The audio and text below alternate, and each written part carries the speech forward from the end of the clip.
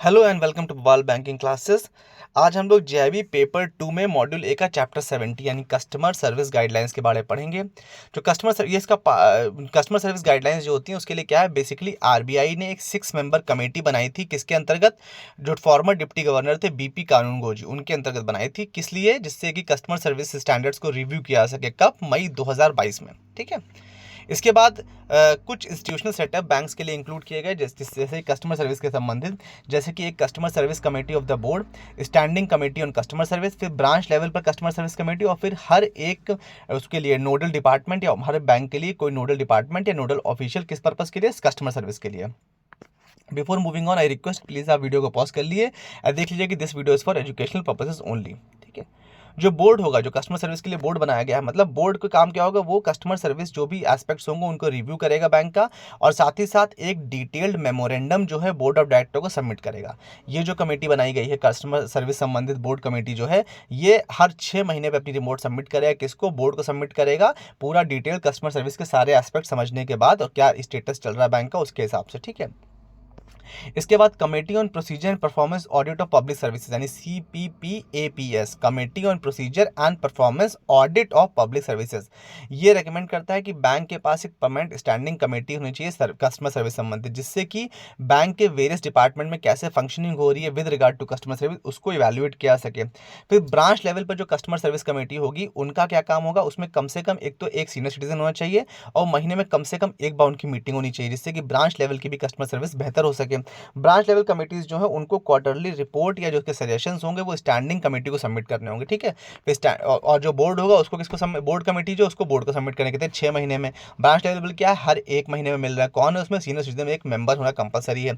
इसके बाद हर एक बैंक के पास एक नोडल डिपार्टमेंट या एक नोडल ऑफिशियल होगा जो कि कस्टमर संबंधित चीज देखेगा। कहाँ पर? हेड ऑफिस में, और हर एक कंट्रोलिंग ऑफिस यानी रीजनल ऑफिस या जोनल ऑफिस के अंतर्गत, जिसमें कस्टमर जो होंगे वो अपनी ग्रीवेंसेस को का संबंधित जो भी चीज़ होंगी वो अप्रोच करेंगे। और अगर वहाँ पे बात नहीं, और ये जो होगा पब्लिक जो व्यक्ति होगा जो हेड ऑफिस में, कंट्रोलिंग ऑफिस में, रोल डिपार्टमेंट ऑफिशियल, वो आगे चल के आरबीआई और ओम्बड्समैन के साथ भी लाइजनिंग करेगा। ठीक है। कोई समस्या होगी तो उसको वहाँ से भी सॉर्ट आउट कराएगा, ग्रीवियंस होगी। Board approved policy on customer service, इसके लिए क्या होता है? एक तो कॉम्प्रिहेंसिव डिपॉजिट पॉलिसी होती है। बोर्ड के पास एक अप्रूव्ड कॉम्प्रिहेंसिव डिपॉजिट पॉलिसी होती है जिसमें सारे के सारे राइट्स ऑफ द डिपॉजिटर्स होते हैं, और जिसमें सारे डिपॉजिट अकाउंट के संबंधित जितने भी ऑपरेशंस हैं वो सारे उसमें, सारे एस्पेक्ट उसमें रहते हैं। चेक कलेक्शन पॉलिसी होनी चाहिए। एक चेक कलेक्शन पॉलिसी का मतलब क्या है? उसमें बेसिकली तीन एस्पेक्ट्स होते हैं। जैसे कि पहली बात तो जो भी लोकल या आउटस्टेशन चेक्स हैं उनका इमीडिएट उनको भुनाया जा सके या उनको क्रेडिट किया जा सके। जो बाहर की आउटस्टेशन जो बाहर की चेक्स हैं उनको उनको टाइम फ्रेम दिया जा सके। और अगर किसी भी तरह से किसी भी चेक को क्लियर करने में डिले होता है, मान लीजिए 2 की जगह 20 दिन लग रहे हैं, तो उसमें इंटरेस्ट पेमेंट किया जाएगा। ये इंटरेस्ट पेमेंट कितना किया जाता है? सेविंग अकाउंट के हिसाब से किया जाता है। ये हम लोग पहले पढ़ चुके हैं।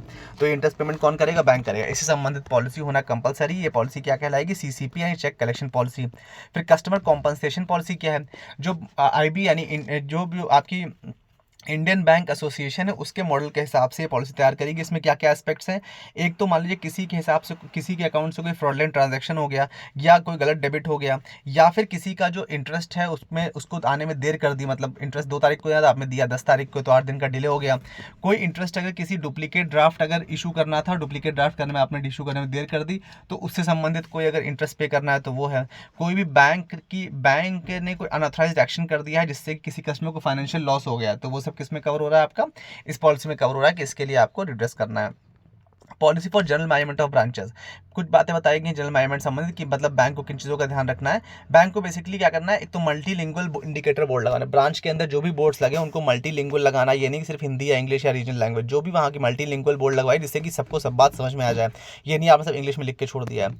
मल्टीलिंगुअल बुकलेट्स होनी चाहिए सर्विसेज और फेडली संबंधित जो फैसिलिटीज़ हैं, जो हिंदी या रीजनल लैंग्वेज अगर एरिया में चल रही है तो उसका इस्तेमाल ज़्यादा होना चाहिए। अगर सिक्योरिटी सिस्टम है तो सिक्योरिटी सिस्टम को रिव्यू और इम्प्रूव टाइम टू टाइम करना चाहिए। और कंट्रोलिंग ऑफिस, हेड ऑफिस से जो सीनियर ऑफिशियल्स हैं उनको time to time periodical visit करनी चाहिए ब्रांच में। एटीएम ऑपरेशंस के लिए क्या किया गया है?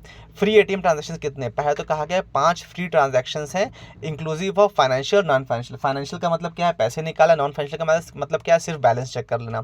तो फाइनेंशियल और नॉन फाइनेंशियल मिला के हर महीने 5 फ्री ट्रांजैक्शंस हैं बैंक के अपने एटीएम पे। और अगर अन्य एटीएम पे आप कर रहे हो किसी मतलब नॉन आपके ऑफ ट्रांजैक्शन है, मतलब SBI का एटीएम और आप यूज़ कर रहे हो PNB में, तो उस केस में क्या है, मेट्रो सिटीज़ में 3 ट्रांजैक्शंस और अन्य नॉन मेट्रो में 5 ट्रांजैक्शंस उसमें भी फ्री हैं।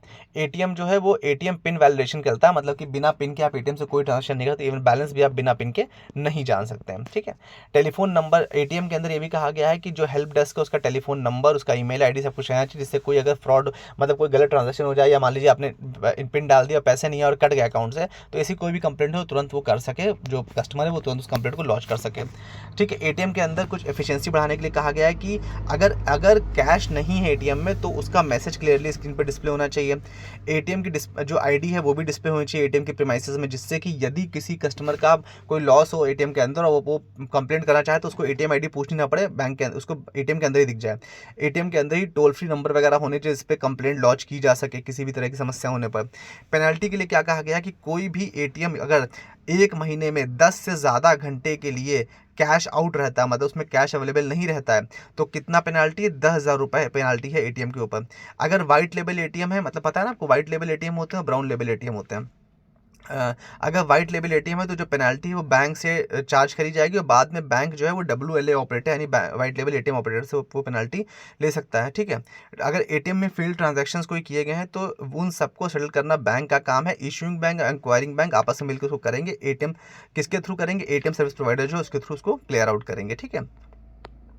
इसके बाद कहा गया है कि अगर एटीएम ट्रांजैक्शंस फेलियर होती हैं तो उसके लिए क्या लिमिट है। लिमिट ये है कि उसको एक तो रिकंसाइल करना है कि अगर किसी ने पेमेंट लिया और उसको पेमेंट मिलाई लेकिन पैसे कट गए तो उसे रिकंसाइल करना पड़ेगा, है तो मशीन में ही पैसा, तो उसके लिए टाइम दिया गया T+5, मतलब जिस दिन ट्रांजेक्शन हुआ उसके बाद 5 दिन और टोटल 6 हो गया ना। T+5 वर्किंग डेज में वो ट्रांजेक्शन सेटल हो जाना चाहिए। अगर कोई डिले होता है तो 100 रुपये पर डे के हिसाब से वो डिले का पैसा बैंक कस्टमर को पे करेगा। इसके लिए कस्टमर को कुछ भी क्लेम करने की जरूरत नहीं है, बैंक की ऑटोमेटिक जिम्मेदारी कि अगर T+5 से डिले हुआ है सेटलमेंट तो वो पैसा भाई 100 रुपये पड़ेगा आपसे कस्टमर के अकाउंट में क्रेडिट कर देगा, ठीक है। सर्विसेज काउंटर के लिए कहा गया है कि बिजनेस और वर्किंग आवर्स के लिए जो रिपोर्टिंग टाइम ऑफ स्टाफ है वो कहा गया है कि 15 मिनट पहले आना चाहिए नॉर्मल वर्किंग आवर्स से, जिससे कि काम समय से शुरू हो सके। बिजनेस आवर्स जो है ब्रांचेस के वो एटलीस्ट 4 घंटे होने चाहिए वीकडेज में और वर्किंग सैटरडेज में कम से कम 4 घंटे के बिजनेस आवर्स होने ही होने चाहिए, कहा गया। अनइंटरप्टेड सर्विस का क्या मतलब ये है कि ये नहीं कि 2 से 2:30 लंच होता है और आप लंच करने बैठ गए, नहीं।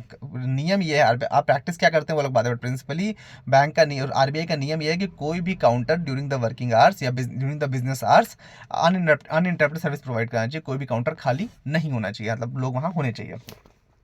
हॉलीडे वगैरह के लिए कहा गया है कि जो भी हॉलीडेज होते हैं पता है एनआई एक्ट 1881 के आधार पर होते हैं। पब्लिक हॉलीडे जो है वो एनआई एक्ट सेक्शन 25 में डिक्लेयर किए जाते हैं और साथ ही साथ यदि कोई सेंट्रल गवर्नमेंट नोटिफिकेशन देकर डिक्लेयर करती है तो भी पब्लिक हॉलीडे काउंट होता है।